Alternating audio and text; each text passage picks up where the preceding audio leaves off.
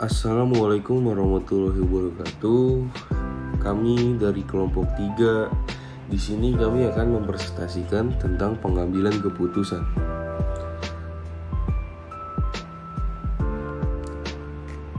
Yang beranggotakan kelompok ada Adrizaldi, Agil Febrian Nugroho, Fadil Rezi Endriana, Muhammad Tegar Fadli Novanto, dan Raihan Rizky Hilmawan.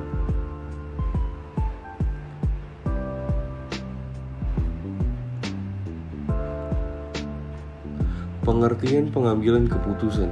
Pengambilan keputusan ialah proses pemecahan masalah dengan menentukan pilihan dari beberapa alternatif untuk menetapkan suatu tindakan dalam mencapai tujuan yang diinginkan.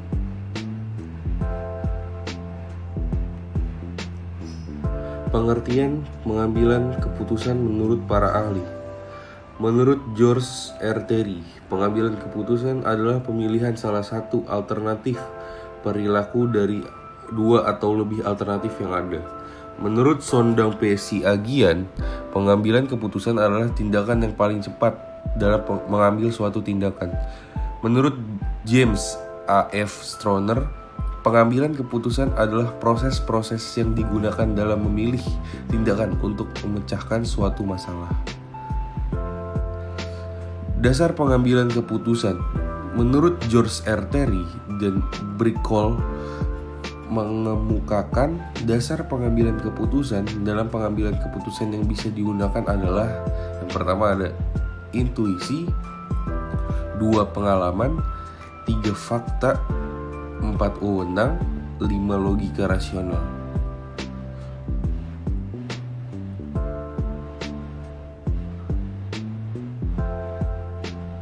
Faktor-faktor pengambilan keputusan. Menurut Terry, di tahun 1989, faktor yang harus diperhatikan dalam mengambil keputusan yaitu: yang pertama, semua hal yang berhubungan dengan pengambilan keputusan perlu diperhitungkan. 2. Keputusan yang diambil dijadikan bahan agar dapat mencapai tujuan organisasi. 3. Keputusan yang diambil bukan berorientasi pada kepentingan pribadi, melainkan kepentingan orang lain dan kelompok. 4. Jarang sekali ada satu pilihan yang memuaskan. 5. Pengambilan keputusan diubah menjadi tindakan fisik dari tindakan mental. 6. Membutuhkan waktu yang lama agar mendapatkan keputusan yang efektif. Macam-macam pengambilan keputusan. Keputusan dibagi dalam 3 tipe. 1. Keputusan terprogram atau keputusan terstruktur, yaitu keputusan yang berulang-ulang dan rutin sehingga dapat diprogram. Keputusan terstruktur dilakukan terutama pada manajemen tingkat bawah. Contoh, manajer produksi dari PT XYZ selalu melakukan kegiatan rutin di setiap awal bulan, yaitu dengan melakukan pembelian bahan baku untuk persediaan. 2. Keputusan setengah terprogram atau setengah terstruktur, yaitu keputusan yang sebagian dapat diprogram, sebagian berulang-ulang dan rutin, dan sebagian tidak terstruktur. Keputusan ini sering bersifat rumit dan membutuhkan perhitungan-perhitungan serta analisis yang terperinci.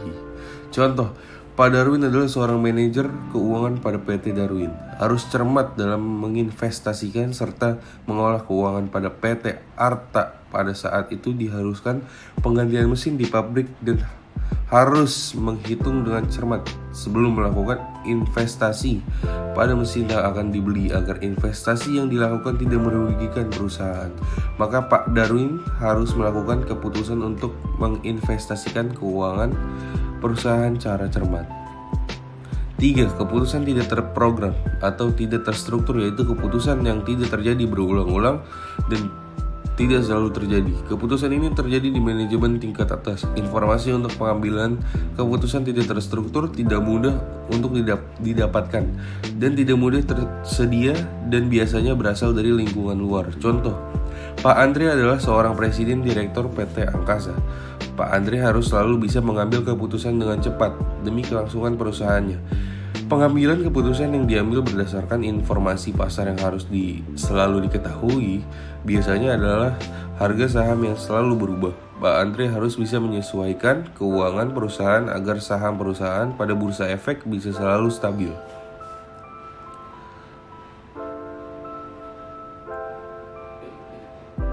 Fungsi pengambilan keputusan.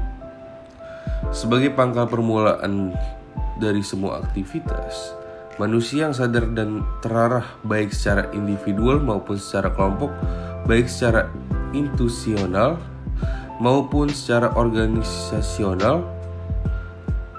Pengambilan keputusan juga merupakan suatu yang bersifat futuristik, artinya bersangkut paut dengan hari depan, masa yang akan datang, di mana efeknya atau pengaruhnya berlangsung cukup lama. Contoh kasus, pengambilan keputusan Presiden Joko Widodo mengumumkan penerapan pembatasan kegiatan masyarakat atau PPKM darurat. Presiden Joko Widodo menyampaikan sejumlah hal penting yang perlu menjadi perhatian dalam rapat terbatas terkait evaluasi penerapan pemberlakuan pembatasan kegiatan masyarakat atau PPKM bersama jajarannya melalui konferensi video di Istana Merdeka Jakarta pada Senin 6 September 2021. Pertama, Presiden meminta kepada jajarannya untuk membangun komunikasi yang baik dengan masyarakat terkait pandemi COVID-19 untuk menghindari adanya euforia yang berlebihan. Ia menekankan bahwa virus ini bisa dikendalikan, namun tidak mungkin hilang sepenuhnya. Masyarakat harus sadar, COVID selalu mengintip varian Delta, selalu mengintip kita begitu lengah, bisa naik lagi, ucap Pak Jokowi.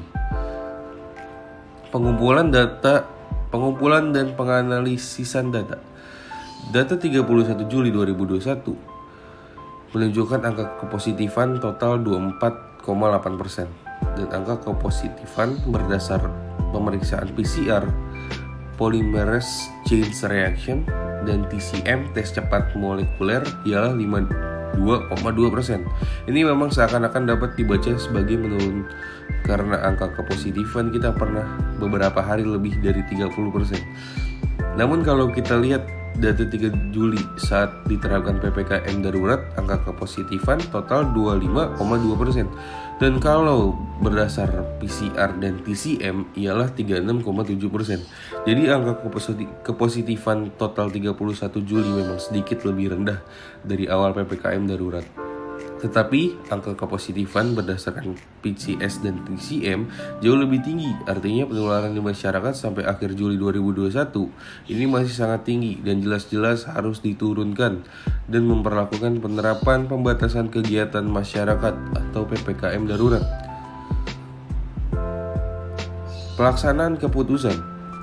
Saya memutuskan untuk memperlakukan PPKM darurat dari tanggal 3 sampai 20 Juli 2021.